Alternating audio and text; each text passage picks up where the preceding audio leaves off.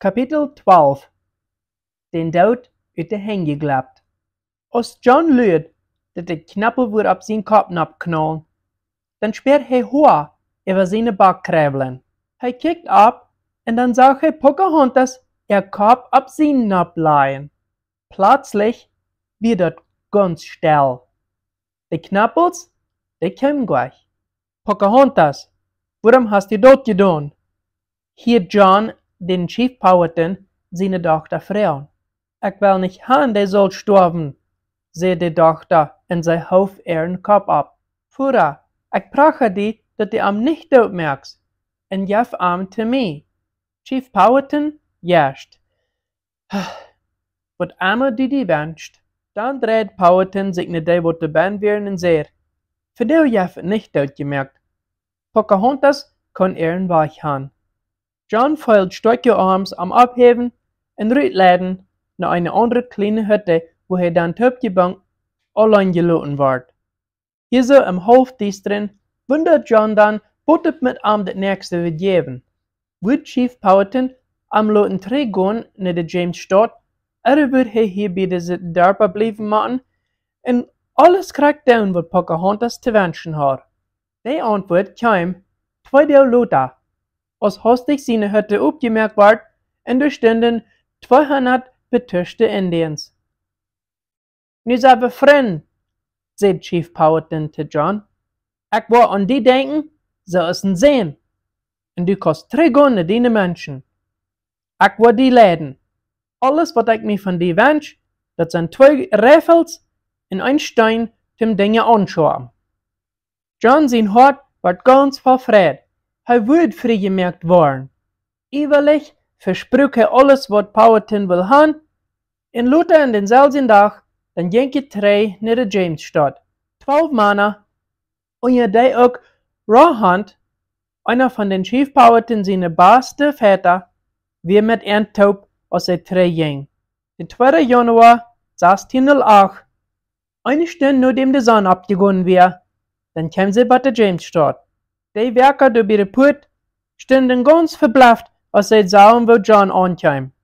De meeste maand weer vergaan van dan wat zij weer hier verloren, en alle hadden ze geglaubt dat John weer al lang dood.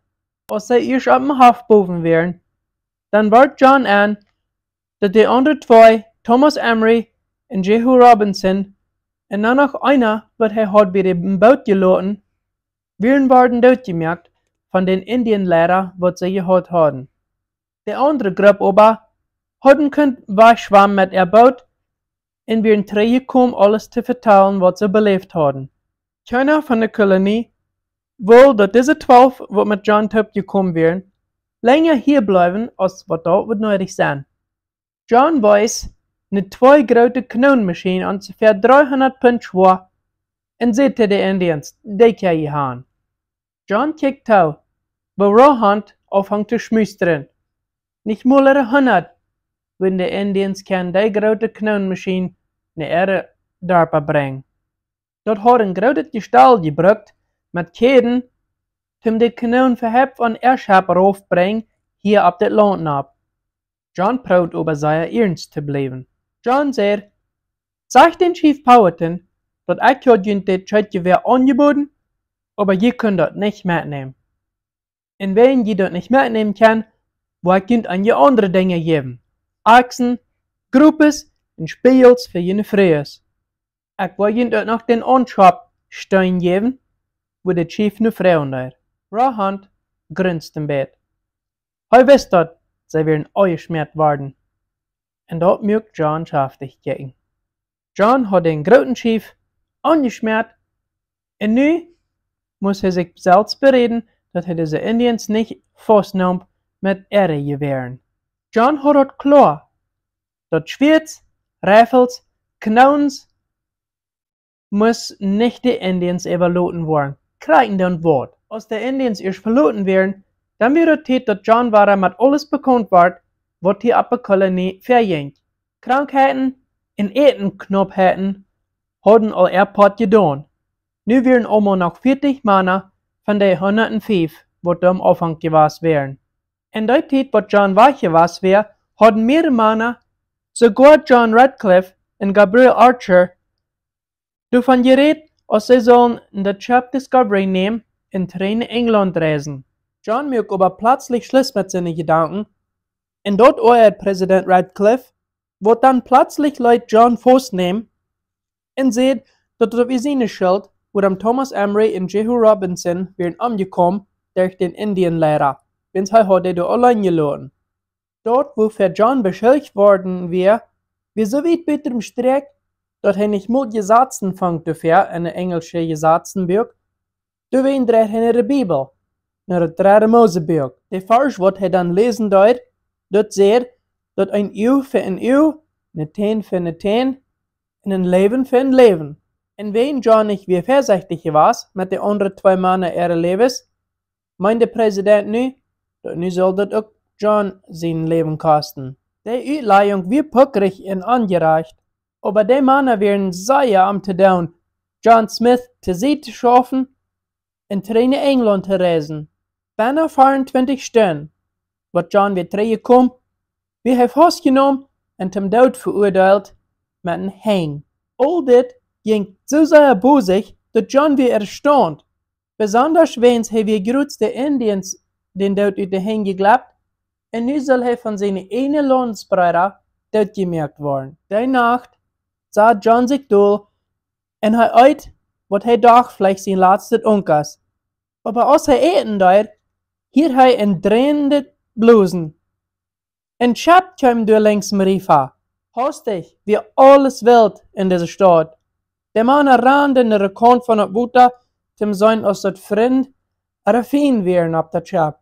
Und Juchen wird zu hören, als eine britische Flagge über der Kant geloten ward. Der Chap wird John und Francis. Und Kapitel Newport wird 3. Frische Sachen, mehr Eten und mehr Männer wären in diese James-Stadt gekommen. Kapitel Newport unterstützt sich hastig, was mit dieser Stadt nicht stimmt, und mögt John frei. Ganz sicherlich wird John erleichtert. Und er wird auch erleichtert, dass sie nicht hastig mehr Männer haben, wo du ab der John und Francis gewasst wären, und dort nicht mal geteilt nach das Eten, was sie gebracht haben. Oh, was von der Fried. Nachdem sie 2 der Helgedag gehalten haben, dann hofften sie alle, das Chap sein aufzuladen. Dann, mit gesaltenem Schweinfleisch und gemerktem Rindfleisch, werden du in das Stuhlhaus hingebracht. Tot mit Oil, Butter, Käse und Bayer. Schwierig hatten sie alles aufgeladen, als einer von denen, wo wir nie hergekommen, seine Lampe anstaubt und sein kleines Häuschen ansteckt. Das Vier ging bosig. Und das dauert nicht lang, da wir Mess kriegt jeder Häuschen verbrennt, auch das frisch vollgemerkte Stuhlhaus und auch die Kirche. Dort wird aber ein großer Knall für diese Männer. Aber die Predigerhand prüft John und die anderen optimistisch zu bleiben. Wenn dem Prediger seine Beker und seine Kirche verbrannt werden, aber er wird dankbar, dass keiner von den Männern wird zu der gekommen bei das Vier. Nur dem das Vier über diese kleine Stadt übergekommen wäre, dann bleibt den Männern nichts anderes übrig, als alles war frisch abzubauen. Und in der Zeit bleiben sie ab der John und Francis, was nie hiesiges vorig wären. Dankbar genug, du wir etwa in der Chap bin, und noch viel besser, Kapitän Newport verteilt John, dass der Chap Phoenix wird auch irgendein Tag sollen ankommen. Die 2 Chaps wären taub losgereist von England, aber wären hineingeduldet worden, als sie bei Chesapeake Bay wäre, wegen einem großen Sturm. Auch sogar wenn der Phoenix wird im Bett mit einem Streck gepüst sein, das wird danach nicht sehr lang dauern, aber der Chap wird hier sein. Und auch ab dort Chap, wie etwa in 50 mehr Männer. In den Zwischenzeit wird Chief Powhatan dort angeworden, dort John und Francis hier wäre. Dann Leute er wem nach der James-Stadt schicken, um ihm zu sagen, dass er wird wollen mit Kapitän Newport Schacherien treiben. John, Kapitän Newport und 30 andere Männer stehen ab der Discovery ab und dann seilen sie längs den James River, ganz bald mit Tapani, wo sie dann bei Warrawokomoko kamen, um durch Chief Powhatan zu treffen. Der Chief heute Mann willkommen in sein Dorf. Und mit John aus dem Eversata fängt an mit Kapitän Newport zu schachern und zu tüchen. Die Engelsche hatten deren kleinen, kappende Gruppes in verschiedene Hängsels mitgebracht, um damit Eten zu vertuschen. So ist gewöhnlich, wird Kapitän Newport der Putenklein für den Chief allein und ansehen, für was der Chief Powhatan dort wird willig sein zu tuschen. Aber nu dit maar ram, der Chief Powhatan an je dingen mit anders. Und nu kommt Kapitän Newport nicht ganz mit dem Sturm mit. Kapitän Newport, sagt der Chief, ich bin ein großer Mann. Das ist nicht recht, dass wir in der Luther Zeit haben getuscht. Du bist auch ein großer Mann. Leid du alles haben, was du hast zum Tuschen? Und was immer ich von dort dann will, kann ich dann nehmen und dort zu die tuschen, für was immer ich die will geben, was immer ich glaube, was das wert ist. Als John, Kapitän Newport, diese wieder versehr, dann schrie ich dort in Arm, nee, du nicht, Kapitän Newport. Aber dann wurde der Indian Chief dort morgen dort was anging, und dann würden ihre Lebens mit einmal in Gefahr sein. Er hofft bloß, dass Kapitän Newport wo dort sein kann, was der Chief hiermit will, und wo dort nicht down. Kapitän Newport könnte so voll aber nicht sein, was der Chief für ihn hat abgestellt. Und so sehr hat er, und alles, was sie hatten mitgebracht zum Tischen, wird da angelegt. Und John kijkt dort, als sagt, wie der Chief Powhatan über die Dinge überjenken kijkt, was sie alles hatten gebracht. Als sie erst fertig wären mit Schachern, dann hat Kapitän Newport mal ein kleines Part von dort gekriegt, was er gekriegt hat, wenn er ein bei ein geschachert hat. John teilt sich dort mit so Eva, dass Kapitän Newport hat sie uns für einen Pfund gegeben, für dort, was heu einmal gewöhnlich wird in Penny gegeben haben. Als diese Meeting zu Ende kam, dann wisst John, er muss sein, was er tun kann. Während John von Büten noch einmal ganz geloten wird, aber vom Band kirkte den Arm, fängt er an, und sie bleiben kühlen, was er tun, für ein paar mit Raum zu spielen. Als Chief Powhatan das sagt, dann frug er, was er mit den Kühlen tut. Oh, diese Kühlen, die sind vom Material gemacht, was nicht so leicht zu fangen ist. In eine Kläre aus dem Himmel. Dort sind die geradste Königs in der Welt ihre beste Dinge. Und die würde ich nicht gern abgeben, sagt John zu den Chief. Chief Powhatan, er meint aber so zu John, dass er will mit den Schachern. Er will auch so. John schaut dort bloß ein bisschen auf und er sagt, diese Kühl sind viel zu viel wert. So lang, bis Chief Powhatan dort ich nicht mehr uitholen kann und unbedingt schachern will. Als sie erst fertig wären, dann hat John könnt diese paar kleine Kühlen für 300 Buscheln Korn vertuschen. Die Kühls wären sicherlich wenig wert, aber John freut sich, dass er hat könnt diesen Schacherdach vom verdorbenen Raden. Als sie den Korn und andere Dinge ab der Discovery abgeloot hatten, dann reisten die englische drei in die Jamesstadt. Nachdem die Schacherien mit den Indians fertig wären, dann dreht Kapitän Newport seine Gedanken nach andere Dinge. Sie ist Gold zu fangen. Wann hier auch noch nicht wo ein Teken gefangen worden wäre, dort wo Gold wäre in Chesapeake Bay, Kapitän Newport hat die, was Geld hatten investiert in diese Company, versprochen, dass das nächste Mal dann würde er zurückkommen mit einer Load mit Gold. Um reut zu sein, hat der Kapitän 2 Männer mitgebracht, was würden Gold testen, und 2, was dort verstanden Rente merken, tot mit genug Amers, Kommen und Schäffeln, sodass sie alle halten können, Gold sehen. Der Präsident Radcliffe und John Martin, die wären ganz begeistert mit dieser Sache. So fängt John sich als einziger, was wird leicht haben, ein bisschen langsamer mit dem anzufangen. Was würde er dort Gold nützen, wenn sie noch nicht mehr verstanden, ihre eigene Kleider zu merken, oder sich besser zu beschützen für die Indians? Was noch schlimmer wäre, Kapitän Newport sagt, er würde nicht in England reisen, aber sie hatten die John und Francis voll gemerkt von Gold.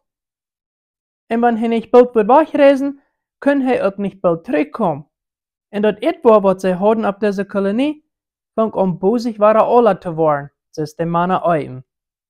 Und das wird schwierig, wegen der Phoenix das andere Schap, wat ab Meer gewast wär, haben sie nicht also geteilt, dat da wird verbessert sein.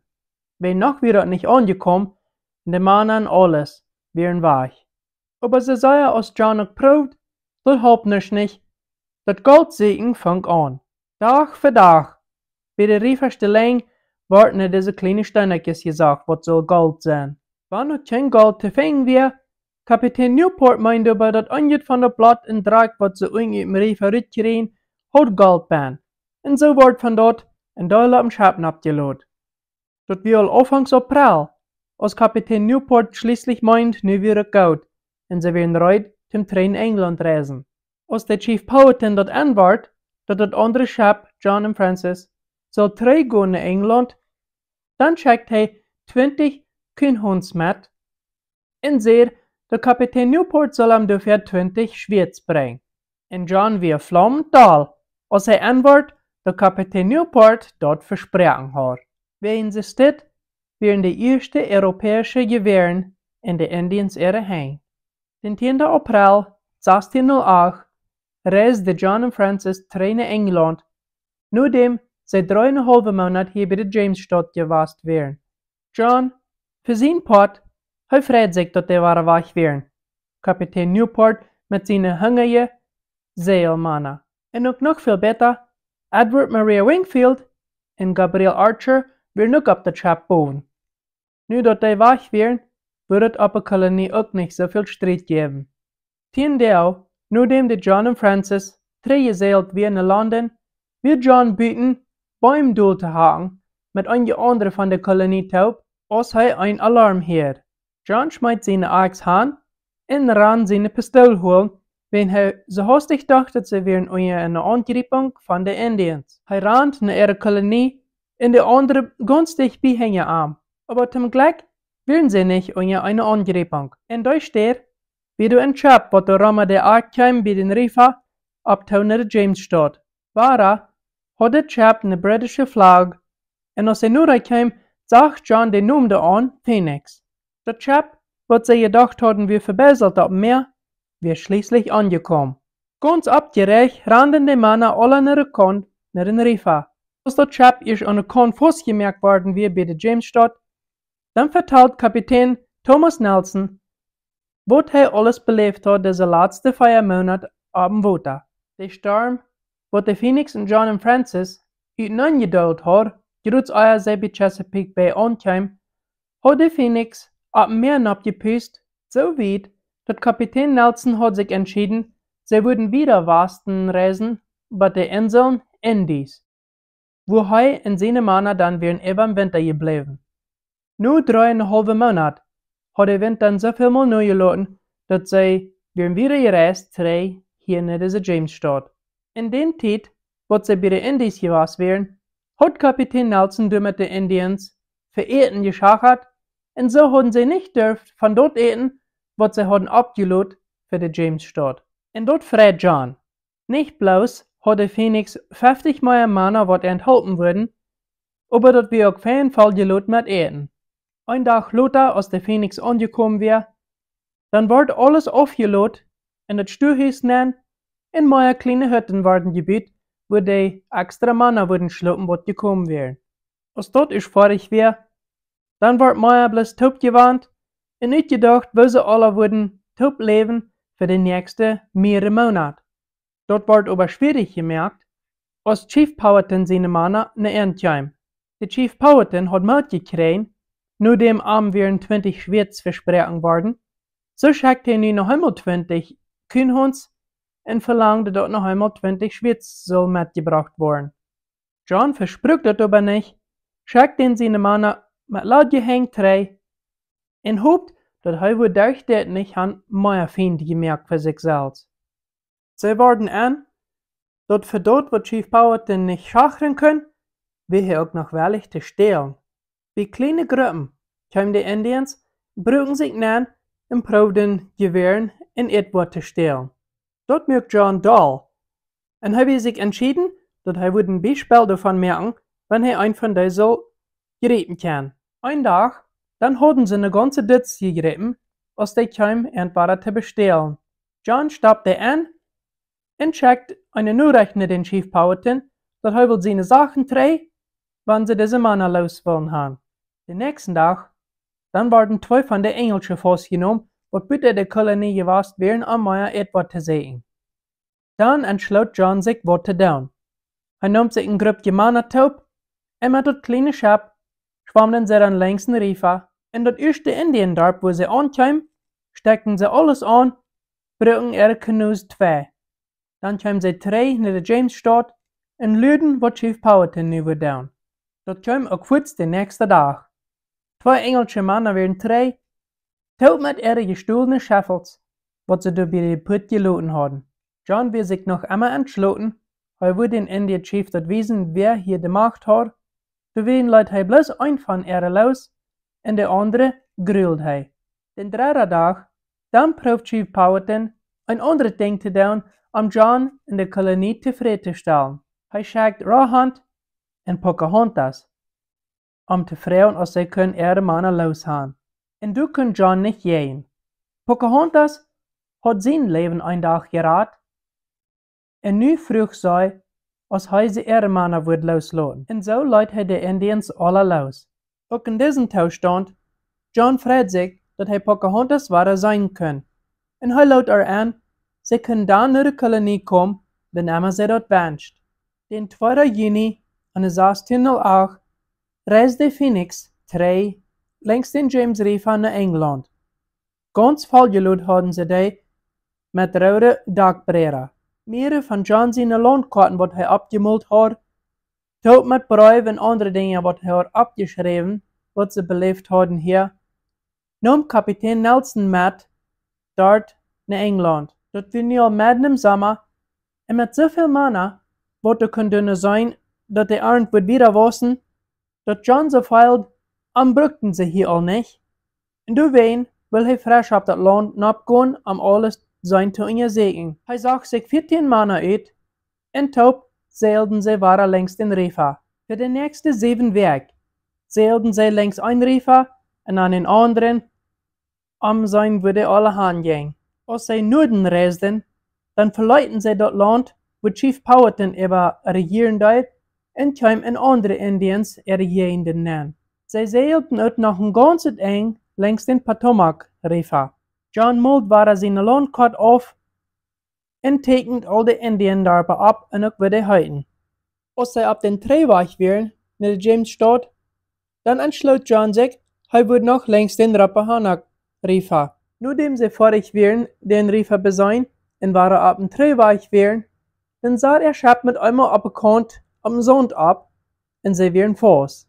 Du, wo sie fast wären, dort wir ganz an der Kant beim Meer, wo der River im Meer ankommt.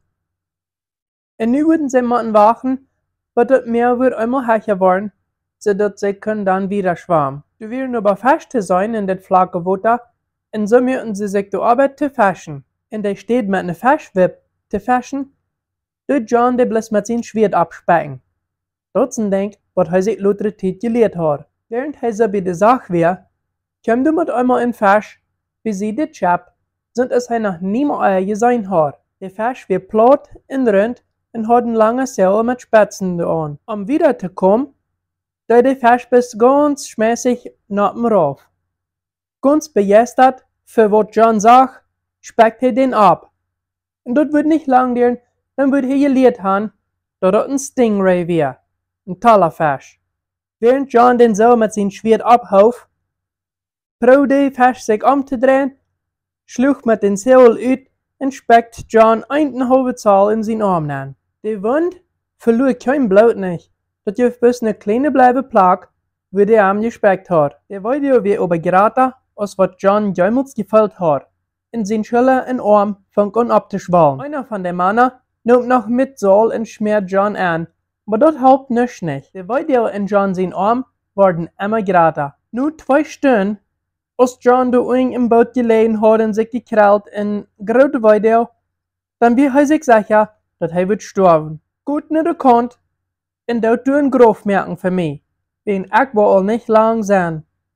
Und er stellt an die Männer an zu gehen. Die Männer deuten sie, als sie gefragt worden wären, ging durch das flache Wasser nach der kleinen Insel, wo wir, wo sie dann ein nattes Loch merken. Evans kickten de Mann bloß tau, wo John in seine grote Weide sich nicht han trei wes.